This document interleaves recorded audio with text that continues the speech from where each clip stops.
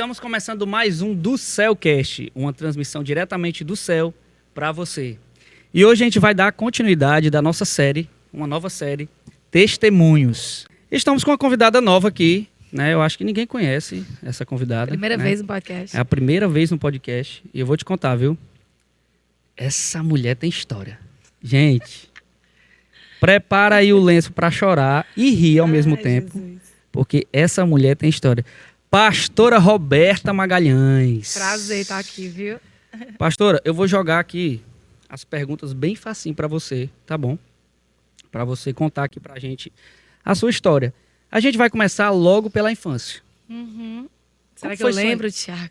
Pastora, 15 aninhos você tem só. Como foi sua igreja. infância, né? Qual era os valores da sua família? Como era a Roberta na adolescência, na infância? Se ali já teve conhecimento da fé, como é? Como foi? Faz uns 10 aninhos, né? Recente minha infância, né? Assim. Mas, tirando as brincadeiras, queria agradecer a Deus por estar aqui, né? Podendo trazer um pouquinho dos meus testemunhos, né? Eu digo que as coisas que a gente vive na vida, se a gente pega as dores, né, as superações, a gente transforma em testemunho. Quando a gente fica lambendo ferida, a gente vive testemunhos, né? Eu acredito que na minha vida eu torno muito as minhas dores, as minhas dificuldades em testemunho. E aí eu já chego te encorajando, pega tudo que você viveu e usa ao teu favor para a glória de Deus. Mas a minha infância, na verdade, foi uma infância boa, né? Assim, teve lado difícil, que eu vou já falar, mas foi uma infância muito boa, porque primeiro meus pais, eles sempre amaram ser pais, né? Então, independente da dificuldade, nós já tivemos muitos altos e muitos baixos. Meu pai teve épocas muito bem financeiramente e épocas muito difíceis financeiramente, mas assim, meu pai sempre amou ser pai, até hoje sou bem amiga dele. E minha mãe amou e ama ser mãe. Então, acho que isso fez diferença. O pai e a mãe sendo bons pais, né? E aí a gente ia muito, assim, para o interior. Meu pai tem fazenda, tinha, né? Fazenda do meu avô. A gente viajava muito. Então, Ou a seja, infância... rico, né? Não, rico de Deus. Uma infância bem divertida, bem legal. Então, eu morava numa rua que meu pai mora até hoje, minha mãe. Onde todo mundo, eu acho que lá para entrar na rua tinha que ter 3 filhos. Então, tu imagina a rua, né? Meu Então, Deus. minha vizinha tinha, eram 3 meninos, na frente minha tia, 3 meninos, três. Então, todo mundo tinha de 2 a 3 filhos. Então, era uma rua muito feliz. E eu puxei muito isso da minha família, assim. As pessoas falam, Roberta, tu se diverte muito, tu viaja muito, passeia muito com o Joey. É porque eu acredito que eu aprendi isso dos meus pais. Você não precisa de muito para ser feliz. Então, eu acho que a infância saudável, ela tem muito a ver com os pais, o avó que ocupa esse lugar, né, paterno e materno. E também a gente aprender a ser feliz com o que tem. Então, eu considero minha infância muito boa, porque os meus pais, eles sempre fundamentaram muito a nossa educação em cima do amor e nunca do que a gente tinha. Tanto que meu pai já teve como rico, empresário muito bem, nós tínhamos uma vida muito massa.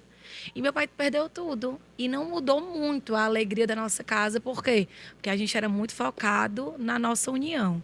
Tínhamos dificuldades, né? Assim, a gente teve também na infância algumas dores, algumas grandes dores. Porque acho que a maioria que me conhece sabe, eu tenho um irmão doente mental, né? Então, eu tenho 2 irmãos, o Uli e o Wallace, só que a gente chama de Lolinha. E o meu irmão tinha muitas crises, né? Muitos surtos mesmo, psicóticos, muitas crises. E até a medicação acertar, sobrava para todo mundo, né? Era P para todo mundo, né? Então, muita crise, muito choro, muitas dores. Mas mesmo assim, quando acalmava, a gente se unia. Podia ser comendo salmão e se unia comendo cuscuz. Então, na nossa casa não era sobre o que nós tínhamos, era sobre realmente a união. E assim, meu pai e minha mãe carregavam Deus, mas eles eram muito ouvintes, né? Não tão praticantes. Tá? A minha infância tinha bons princípios. Meus pais sempre ensinaram muito sobre ser cidadã, você fazer o bem, respeitar o próximo, amor. Mas eu não cresci muito assim, sendo, como é que fala? Discipulada biblicamente. Eu acho que meus pais carregavam a Bíblia dentro deles, mas eu não lia tanta palavra. Mas, tipo, não podia mentir, tinha que ser estudioso. Era, tipo, dentro dos padrões, né? De ser uma pessoa do bem. Muitas obras, fazendo o Sim. bem. Depois que eu me converti na adolescência, aos 17 anos, 16 para 17 anos, foi que eu realmente passei a ter mais relacionamento com Deus mesmo, sabe? E, Mas infância legal, sem traumas mesmo, assim, sim. sem grandes traumas. E a questão do teu irmão, né? Ser Aham. especial. Isso, como tu começou a ver a vida, passando por essas coisas com Sim, ele e tal. sim. começou a ver a vida diferente. Totalmente.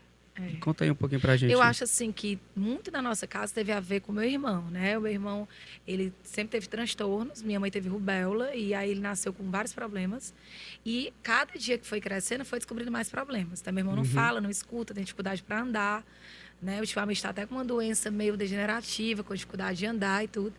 E meu irmão já viveu quadros de loucura mesmo, né? Assim, muitos transtornos, muitas dores. Eu acredito que Deus permitiu o meu irmão vir para essa família, porque nós tínhamos uma estrutura de poder acolhê-lo, mas também todo mundo na nossa casa é melhor por causa do meu irmão, entendeu?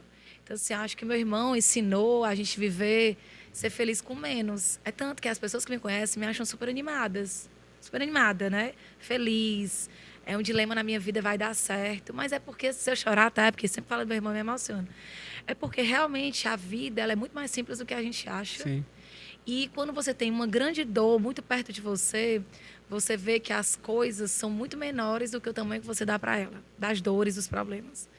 Então, eu vivi num ambiente de muitas dores, de muitas dificuldades também, né? Que a gente orava para ele sair das crises, dos surtos, né? E tudo. E depois estava todo mundo rindo, conversando.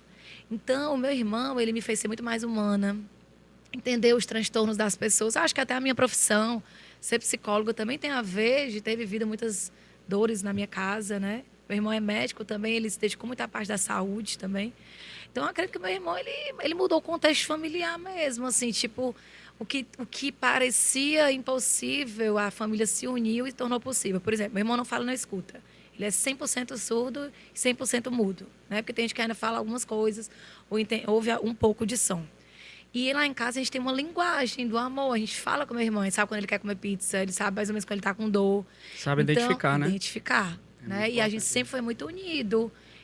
Então, assim, o que eu vejo com o meu irmão, que nem tudo que parece é, né? Então, assim, não é porque ele não fala, não é porque ele não escuta, que ele não pode ser implicado em um meio e a gente não faz ele viver a nossa vida. A gente se uniu e tenta entrar um pouco no mundo dele para conseguir viver uma vida mais feliz. Aí eu acho que eu vivo numa cultura de incluir as pessoas, de achar que as pessoas têm jeito, que todo mundo merece segunda, terceira, quarta chance.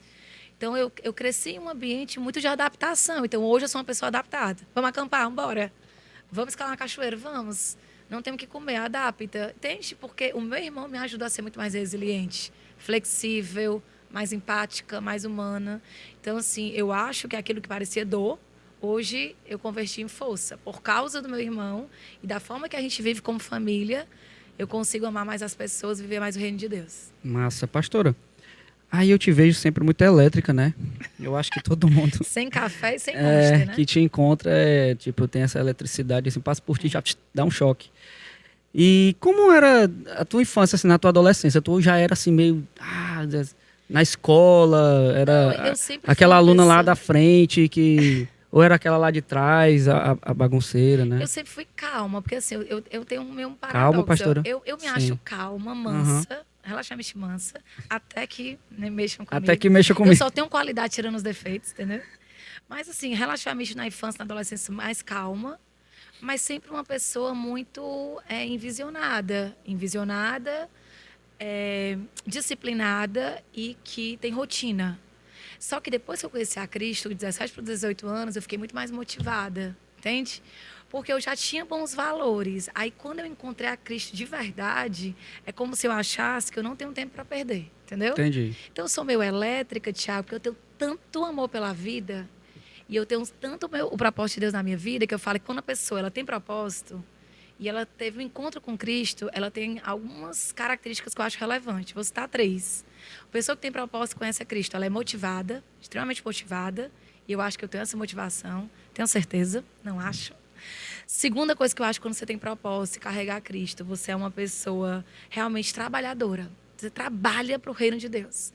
E Provérbios 14, 23 fala, né, que quando você literalmente você é uma pessoa que trabalha, você é uma pessoa que tem bons proveitos de tudo. E quando você não trabalha, você é mais acomodado, não é tão produtivo. Então, acho que quando você conhece a Cristo, você trabalha. Tipo assim, uma conversa pode ser uma libertação.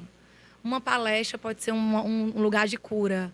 Uma conexão pode ser um novo projeto. Para mim é isso. Eu vejo muito sobre Cristo. Então, para mim, todo tempo é tempo de produzir e trabalhar para o reino de Deus. Por isso que eu já acordo dando choque, claro.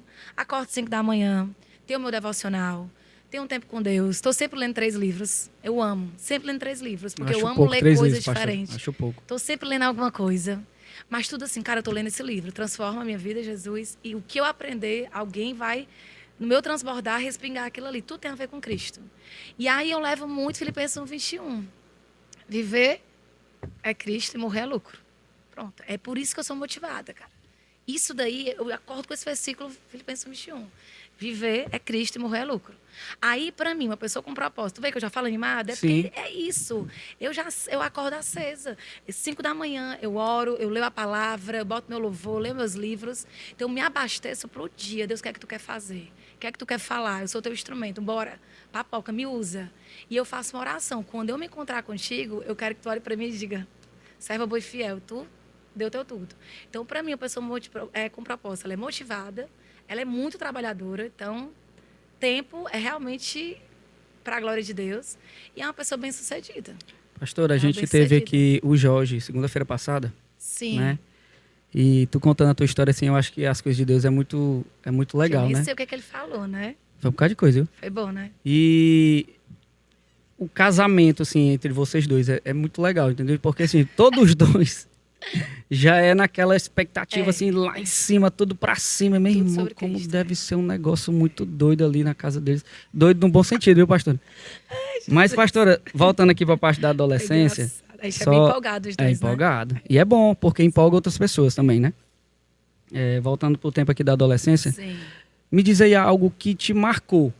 Algo, se quiser contar também, algo... Tá. Pode ser algo engraçado, Positivo ou negativo, tanto faz, mas algo que te Positivo, marcou ali na negativo. tua adolescência, ou foi o encontro com Cristo a partir daquele momento, também não precisa falar a idade não. Tem Viu? 2 coisas muito marcantes na minha adolescência. Uma coisa muito marcante foi o encontro com Cristo. Tem gente que tem uns encontros bem, né? Deus, ele fala comigo de forma ordinária, no dia no ordinário, de forma extraordinária. Comigo foi arrumando meus biquínis, minhas, sei lá, calcinhas sutiã, ajeitando minhas gavetas. E eu já estava ali buscando a Deus algo diferente. E eu tive encontro no meu quarto mesmo. Ele falou para mim, tive encontro com Cristo, ele falou comigo sobre o meu propósito. E dali eu, poxa, agora eu sei o que é realmente um encontro com Deus. Eu acho que eu tinha uns 17 anos. O Jorge já tinha conhecido ele, era amigo, já estava meio que pregando a palavra para mim, que a gente só namorou depois de quase 1 ano. E ali foi uma coisa marcante, porque eu ouvia Deus, assim, de ouvir falar, e naquele dia eu tive um encontro com Deus. Então, daquele dia para cá, 40 anos, eu sei que não parece, mas... Quanto, pastora? 40, Não, é de não, repente pastor. 40. De repente, 40. Eu entendi o que era um encontro com Deus. E a outra coisa muito marcante foi uma descoberta de uma doença, né? Então, assim, não tinha nada, infância ótima, adolescência ótima, maravilhosa, só sentia dor de cabeça.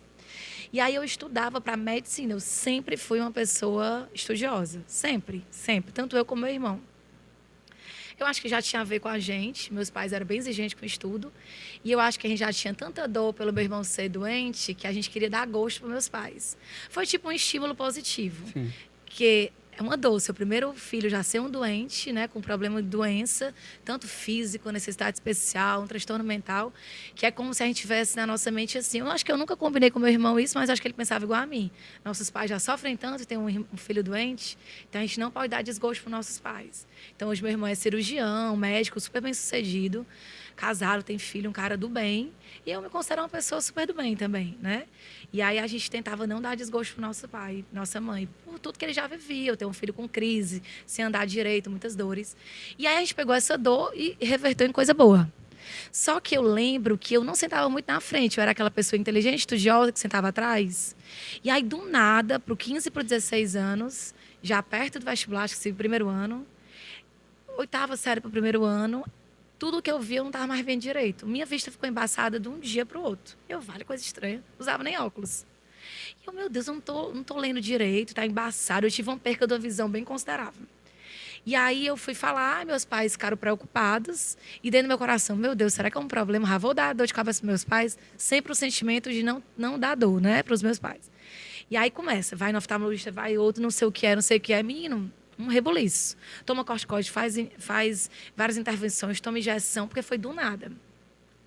E aí tem um familiar aí, que é um cientista e tal, da oftalmologia, chegou e falou, Roberta, explicou muito pro meu pai, mas eu ficava ouvindo, né? Eu já tinha quase 16 anos. É como se do nada, aos 16 anos, eu tivesse desenvolvido uma doença que de 1 milhão de pessoas, uma é sorteada, foi eu, né?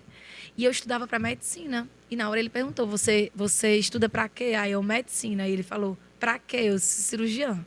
Aí ele falou, ixi, talvez não dê. Você teve uma perca de visão. Imagina uma pessoa sempre estudiosa, uma das melhores alunas da sala, sempre estudei em escola especial, naquelas turmas especiais. Sim. Minha média, 9,5 para 10. E ele falou, na hora foi um baque, né? Eu falei, vale, meu Deus. Só que eu nunca perguntei para Deus por quê. Eu, tipo assim, eu já tinha um relacionamento com Deus. E eu falei, para quê? Só que para uma menina de 15, 16 anos, é uma pancada para dar em doido. Sim. E eu já não compartilhava muito com meus pais minha dor, para não trazer mais dor dentro do que eles já viviam. E aí fui fazendo várias... É longa essa história. Fui fazendo várias investigações e tal, até que eu descobri que era uma doença genética. Não tinha estudo, até hoje não tem remédio. E você precisa se acostumar com a dor. Imagina. Aí foi uma grande descoberta. E eu acho que isso me fez também amadurecer. O meu choro hoje, Tiago, não é de dor. É de que naquele dia que eu descobri, que foi um médio de 2, 3 meses, eu não imaginei que eu tinha tanta força dentro de mim. E eu acho que essa força também veio de ter o irmão com problema. Sim. E eu me tornei forte. Então, Deus sabe de tudo e a gente não sabe de nada, né? Eu vi minha mãe triste, meu pai triste, tentando entender. E eu disse, Deus, eu não estou entendendo nada, mas eu só te peço força para passar por mais uma grande dor. E aí eu mudei meu curso, né? Porque a segunda opção sempre foi psicologia e tudo. E sou muito feliz, acho que nasci para isso mesmo, para psicologia. Mas, assim, no começo é tudo desorganizado, desde uma menina de 16, 17 anos, né? Mas eu me converti aos 17 para os 18 anos. Então, foi muito pouco tempo de dor, assim, sem tanto relacionamento com Deus. E eu sou muito prática. Quem me conhece sabe, eu sou muito prática. Eu sou muito prática na felicidade. Eu acho que o sucesso de ontem não serve mais para hoje. E eu sou muito prática na dor. A dor de ontem, ela vai passar. Sim. Quero até te encorajar, você que está me assistindo. As nossas dores normalmente não nos matam, ela nos fortalece. E acho assim, chorei que tinha que chorar. Fiquei mal tanto que eu tinha que ficar 2 vezes por ano. Eu tenho umas leves dores, assim. Leves, grandes dores, assim. Ela baixa 2, 3 dias, me deixa meio down, depois me levanta de novo. E eu aprendi a lidar com isso, entendeu? Então, assim, até hoje eu prego, mas eu boto no iPad a letra maior. Meu celular, eu faço algumas adaptações. A minha vida é toda adaptada. Mas eu tenho uma vida relativamente normal. Passei alguns anos para aceitar e usar isso como testemunho. Hoje eu posso me considerar totalmente curada. Uso meu testemunho na igreja, uso testemunho no meu consultório, uso meu testemunho para várias pessoas. E é incrível. Para mim, a minha dor me tornava menor. E para as pessoas que estavam perto de mim, inclusive meu marido, meus pais, o que eu superei e supero me torna maior. É interessante, né? Sim. Você que está me assistindo, você deve ter dores. Às vezes é um diagnóstico, às vezes é uma limitação. E aquilo quer te paralisar e te envergonhar. E quando você supera isso, aquilo que muitas vezes parecia que ia te matar, ela te torna muito maior para as outras pessoas. Então, essa adolescência, com esse diagnóstico, no começo queria criar em mim vergonhas, medos. Mas quando eu organizei, estou dizendo que foi com um dia, nem um ano, quando eu organizei dentro de mim, hoje eu não me sinto melhor do que ninguém, mas eu me sinto muito grande por conseguir entender que até aquilo que doeu em mim ainda dói muitas vezes, serve de muita força para muitas pessoas, né? Então... E as pessoas olhando assim acham que não passou por nada, né? Passei por não nada, passou né? por nada, foi sorridente, tudo tranquilo. Zóio verdinho, né? Lourinha, olhos, a galeguinha. Não tem nem problema, os olhos Jesus. azuis, não tem problema nenhum, né? Então, tipo assim, veja do outro, meu irmão. Vai viver, né? Pastor, agora eu queria que tu me contasse, agora eu acho que tem que ser bem legal isso. Tá. Essa história passou as dores, né? Passou as Superou, dores. Glória a Deus. A gente volta lá na frente. Mas agora a gente vai contar um pouquinho dessa história, que eu já sei um pouquinho da história, sim, né? De como foi que vocês se conheceram. Certo. Né? Pastor, a pastora. Tem umas histórias legais aí, pastor. Tu não vai, sem filtro, viu? É que o Jorge é o romântico, né? Ele já deve ter contado as coisas bem bonitas. Mas aí, na questão de romântica, agora eu quero ser engraçado. Aí, conta aquelas histórias. Como foi que o Jorge chegou? né? Porque eu acho que isso ele não conta, não. É bom tu contar, né? Tá. Pra gente saber como foi que tudo aconteceu ali. A Roberta tá ali, aí chegou o Jorge na vida dela. Conta aí, essa história é bem legal. Até os 16 anos eu não saía, era, como eu te falei, tudo. Aí, 16 para 17 anos, quis experimentar um pouco do mundo. Saí com as minhas amigas, tive uma fase de bebê, não muito, nada na minha vida foi muito. Mas aí eu fui experimentar. Aí meu pai quer ir, vai. Mas orientando, Alberto. Isso antes da convenção? Antes da conversão, foi. Então eu bebi, né? Saí com amigos, vivi algumas coisas do mundo. Assim, não era uma pessoa de beber muito, mas experimentei. Pai, meu filho, você quer? Só que meu pai sempre foi meu amigo, então ele ficava orientando, né? Só que em menos de um ano eu já me converti, né? Uhum. E aí nesse período eu tive uma época hippie. Eu usava uns dreads no cabelo. Sério, pastor? Sim, 40 Meu pulseirinha Deus. aqui, que é uns Eu acho que tornozeleiros. ninguém imagina isso, Ninguém viu? imagina, né? Pois é. Tem umas fotos não, pastor, a gente passar aqui no telão? Eu vou procurar. Mas, tipo assim, eu vivi essa fase, foi muito pouco, menos de um ano, com amigos e tudo. Já na época eu acho que eu já fazia cursinho, 17 anos para 18 anos. E aí, vivi essa fase, né? Uma fase ia pra Canoa Quebrada, com os amigos.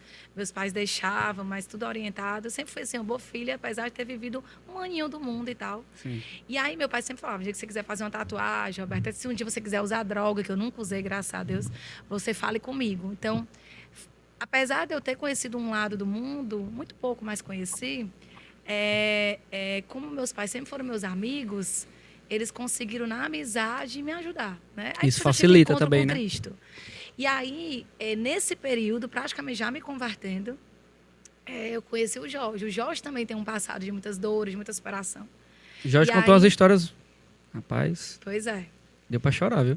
E aí, na época, né, eu tinha passado, acho que na Federal, para psicologia. Só que aí eu passei para o segundo período, né? E aí eu só ia depois, né, ser chamada a segunda turma. E aí, nesse período, eu disse, não, vou fazer alguma coisa. Eu sempre fui uma pessoa muito proativa. Eu vou trabalhar, juntar um dinheiro e tal, para comprar minhas coisas.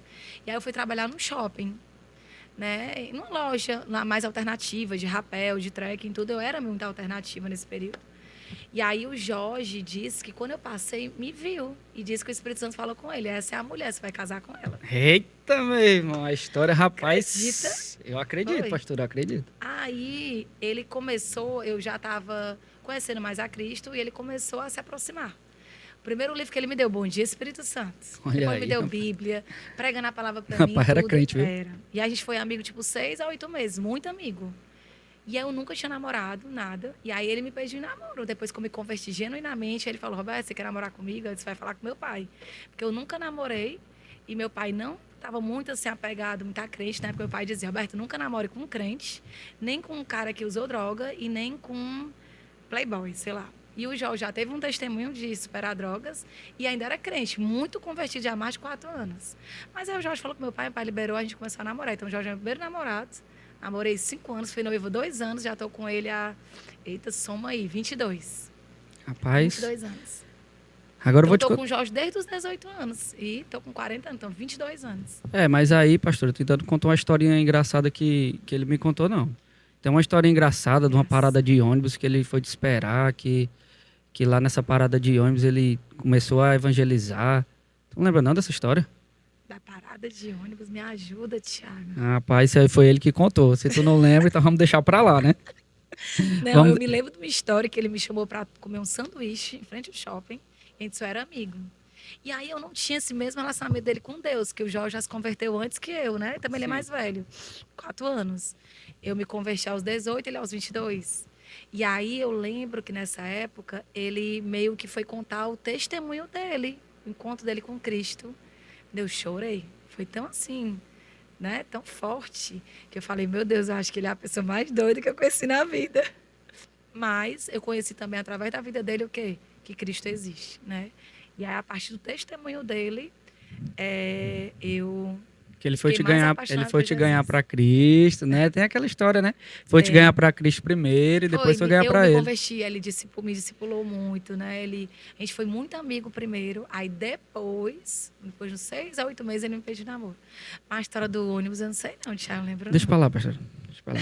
Isso aí Mas deve ser verdade, é muita é uma história. história que eu esqueci até de perguntar para ele, mas vai dar certo. Vai, Prosseguindo aqui, a gente vai falar sobre ministério. Certo. né? Como foi, assim, para ti, né? O processo de entender o teu chamado ministerial, né? Que aí já vem essa parte de igreja, como foi? Pastora. Como foi isso? O que aconteceu? Pastora, já pensava em ser pastora? Já... Conta aí um pouquinho pra gente, pastor. Quando eu me converti, mais ou menos aos 18 anos, eu sempre gostei muito do social, né? Ajudar pessoas e tudo. E aí eu e o Jorge, a gente fez muita coisa juntos, né? Depois que eu me converti, aí comecei a namorar com ele, a gente sempre fez muita coisa social junto. Então, o que mais ardeu no nosso coração, e ainda arde até hoje, é ajudar pessoas, principalmente carentes, órfãos, viúvas. E aí, uma coisa em mim que não mudou foi a minha fome e sede por Cristo. Então, eu nunca tive, nesses meus 22 anos, uma fase desanimada. Eu tive um dia desanimado, uma semana. Eu não tive fases. Porque eu sempre pedi a Deus constância e sede e fome pela palavra. Então, isso encoraja você, assim, essa coisa de assim, não, vou passar um mês. Não, eu acho que a gente não tira férias de Deus. Entendeu? Então, quando eu tive encontro com Cristo, eu tive encontro mesmo. A gente não tira férias de pai e mãe, a gente não tira férias de esposo, a gente não tira férias de Cristo, né? Principalmente. Sim. Então, eu sempre fui uma pessoa, assim, desesperada pelo Senhor. Sabe, assim, conheci Cristo, eu conheci mesmo, e me apaixonei. E essa cor também dizer que a paixão passa. Não, minha paixão por Cristo aumenta, entendeu? Então, eu sempre preguei muita palavra, sempre li muita palavra, sempre ajudei muitas pessoas. Aí, namorei com um cara também, apaixonado por Cristo, que isso também ajuda.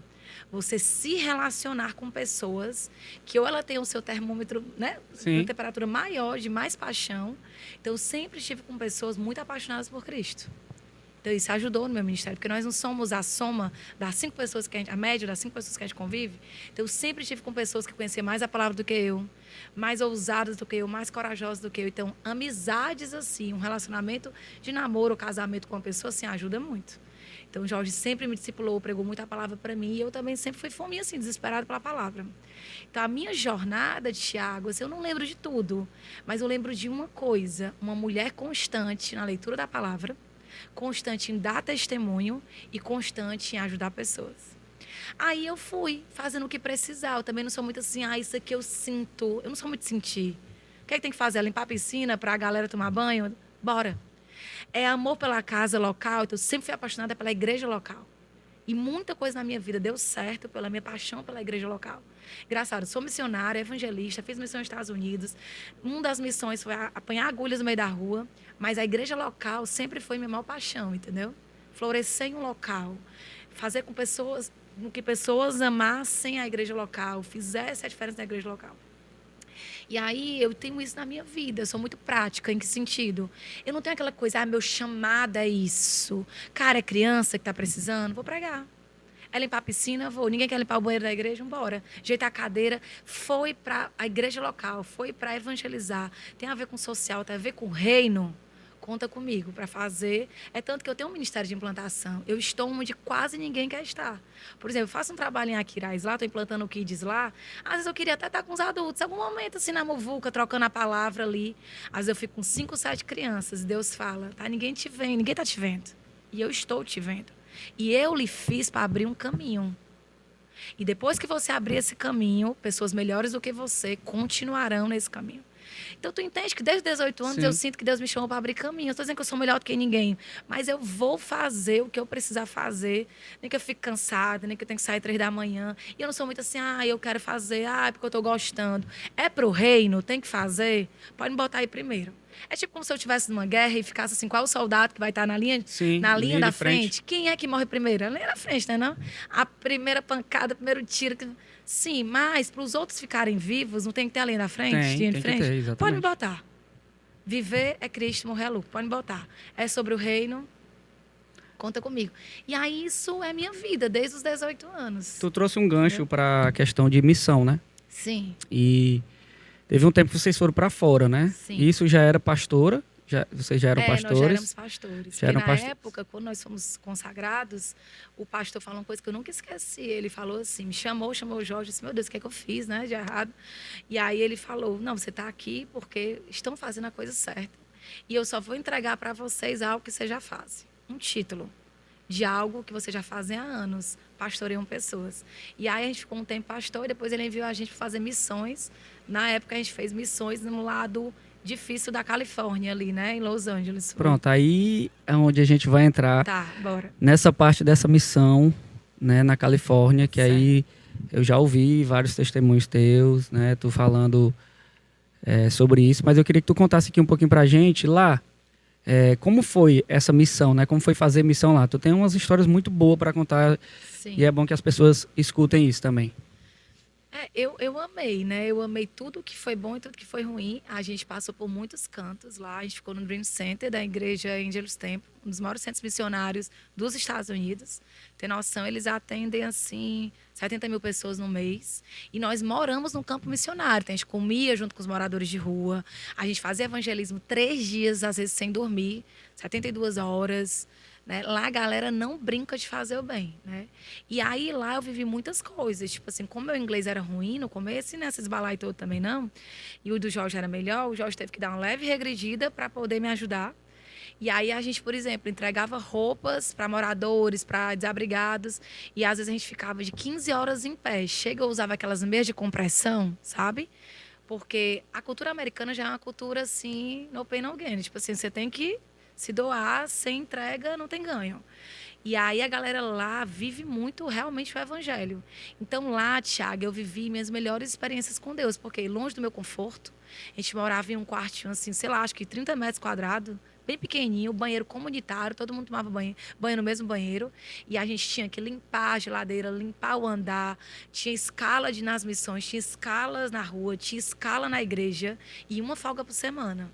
Então, o pessoal, missões dos Estados Unidos. Sim, a gente fazia missões de limpar praças, limpar, apanhar, porque a galera era viciada em heroína e a gente botava luvas especializadas, né, para não se picar também, e apanhar as agulhas nas ruas para que as pessoas não aplicassem as agulhas de portadores de HIV, por exemplo. E cada agulha que eu apanhava, eu dizia, obrigada, Jesus, menos uma pessoa contaminada. Porque eles tinham centros lá de entregar agulhas, né? A galera muito viciada. E limpar praças. Então lá eu fui me tratada, eu fui forjada mesmo, meu caráter. Entendeu? Porque às vezes as pessoas acham que é só o púlpito, é só pregar. Então lá é que Deus disse assim, eu quero ver quem você é no seu secreto para ver se você está preparado para o público que eu tenho para você, né? Para o palco que eu tenho para você. Né? E eu sei que eu ainda nem cheguei a me levar bem, não sendo, né? Eu sei que nem cheguei na metade da influência do que Deus tem para a nossa vida. Mas eu precisei estar, sabe? Sentando com moradores de rua, eu precisei não ter, muitas vezes, assim, um apoio de ninguém, viver as contrações. E, assim, no começo foi muito difícil. Outra língua, outro povo, pessoas do mundo inteiro, missionários do mundo todo. Tem noção?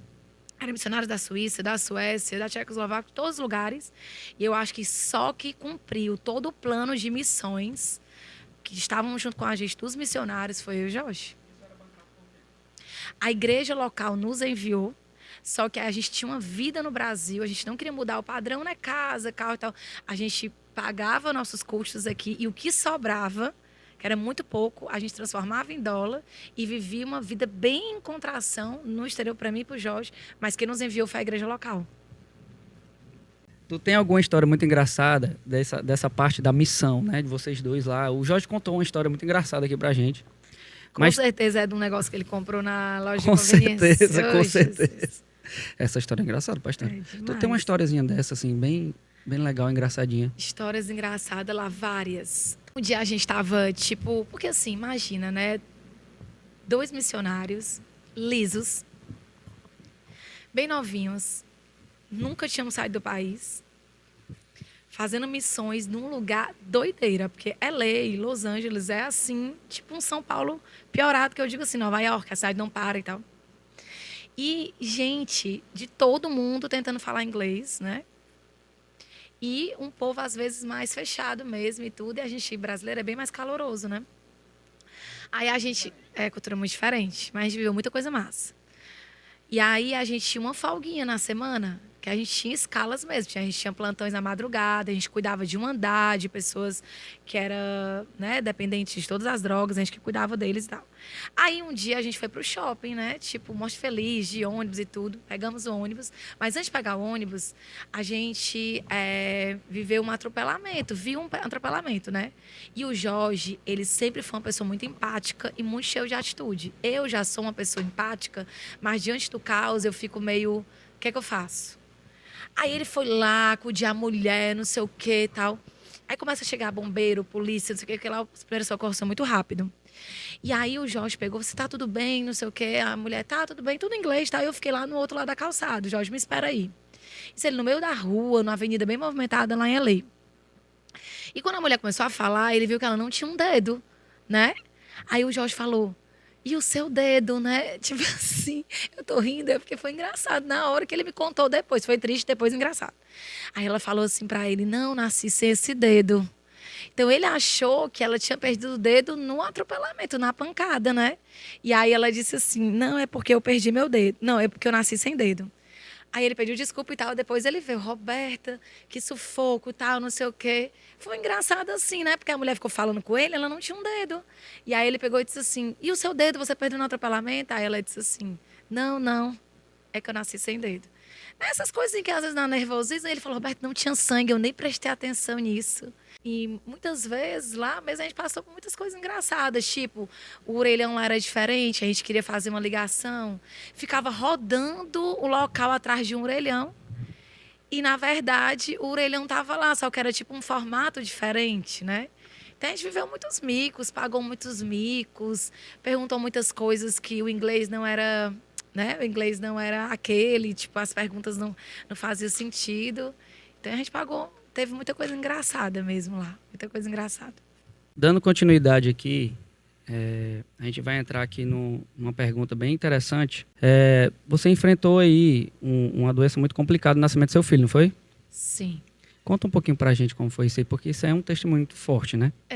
Eu tive uma gravidez incrível, né? Assim, por uma opção nossa, nós fomos pais mais tarde, né? O Jorge já tinha 39 e eu 35. Gravidez perfeita, de verdade, assim, eu não tinha nem mal-estar, nem azia eu senti. Tu entendeu o nível da... Só que foi no auge da pandemia, né? Então eu precisei, quando eu tinha 7 meses na minha barriga, eu já precisei ficar em casa. Só que o Espírito Santo já tinha me falado. Reforma o deck que você vai ficar em casa. Aí eu comentei com o Jorge, vou ficar em casa. Ele, claro, todo mundo que tem filho fica em casa. Eu disse, não é isso, eu não sei o que é. Aí ele falou comigo em novembro isso, quando foi fevereiro para março, o auge da pandemia, e Joey nasceu em maio. E aí, quando eu tive o Joey, a gravidez ótima, nenhuma pressão alta eu tive. Quando eu tive o Joey foi maravilhoso. Só que eu acho que eu tive uma pressão alta após nascimento do Joey, eu não sabia. E aí, depois de uns 7 dias, quinto dia, eu comecei a sentir dor de cabeça. E eu falava com a médica, ela, não, tudo bem, dor de cabeça, as pessoas sentem mesmo e tal.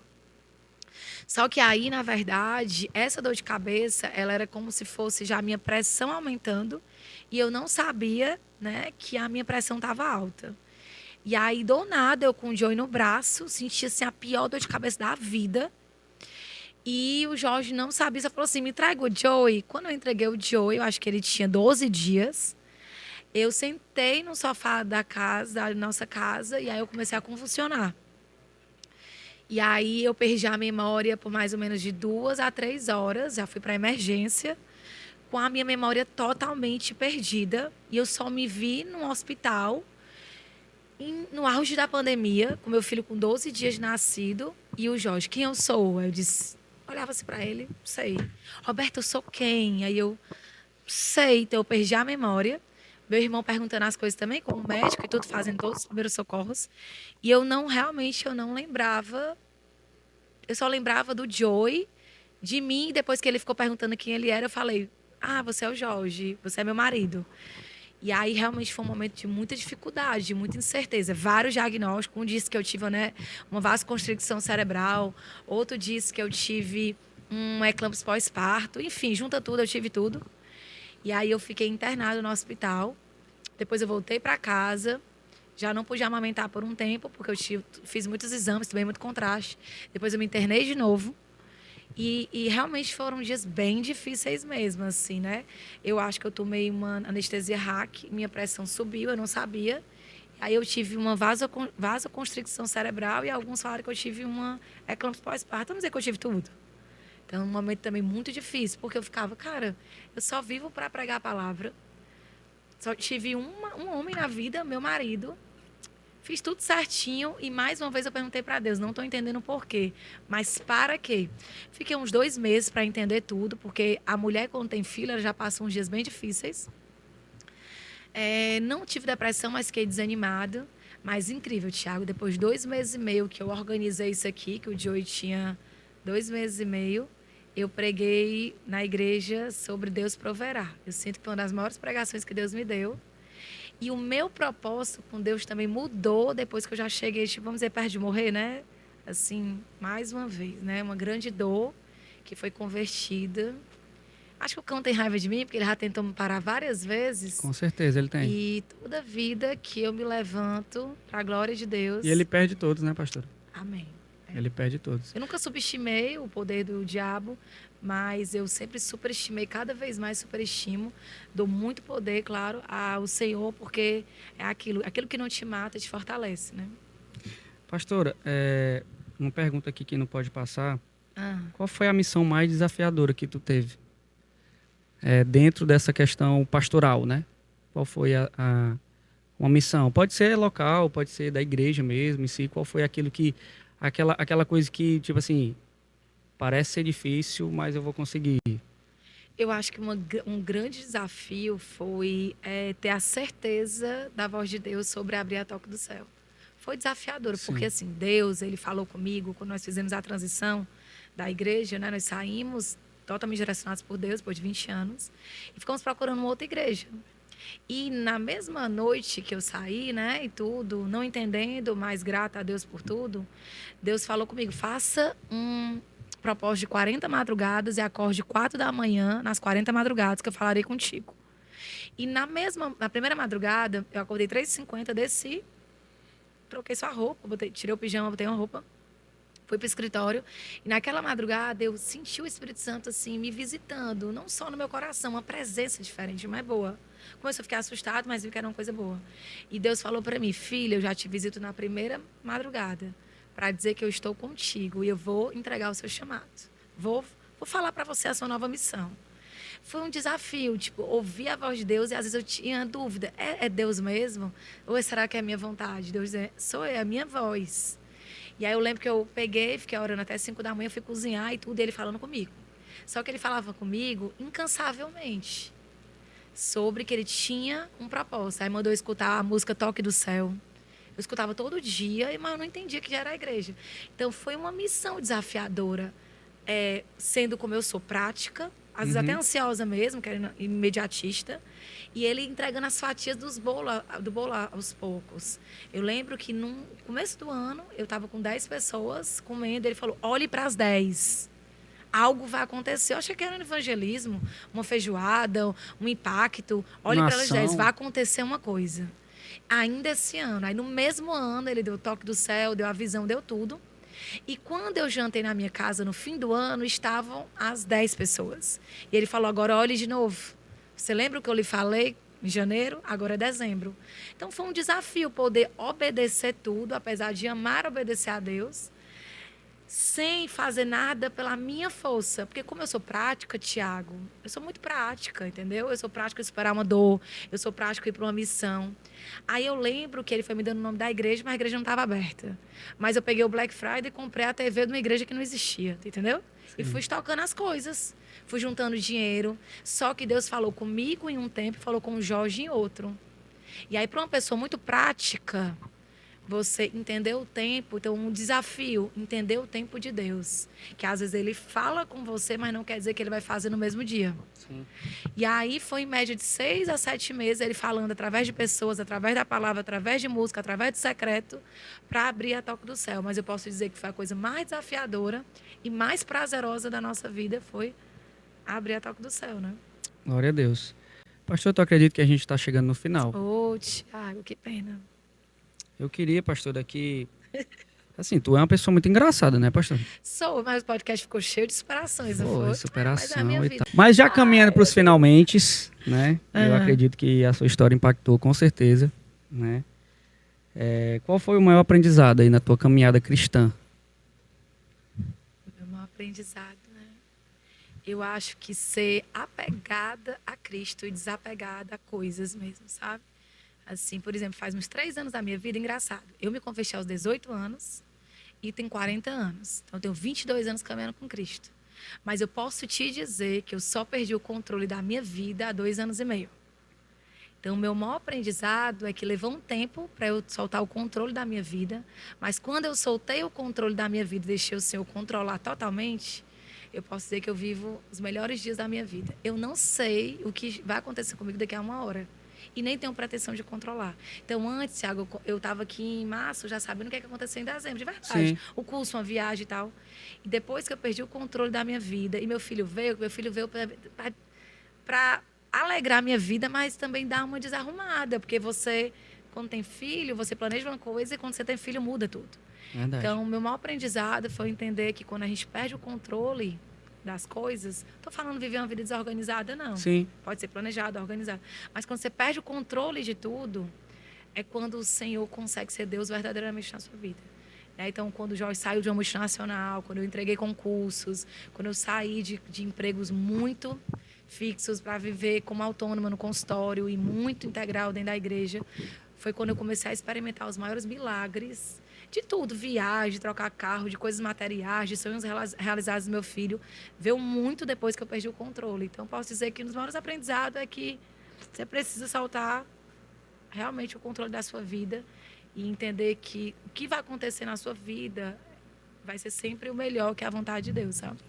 Queria que tu deixasse aí um recado, né, para as pessoas que estão nos ouvindo, né, apesar de já ter ouvido muito aí a tua história, né, e com certeza pessoas se identificaram com isso, mas qual o recado que você deixaria para as pessoas que estão te ouvindo a respeito da tua história, do teu testemunho?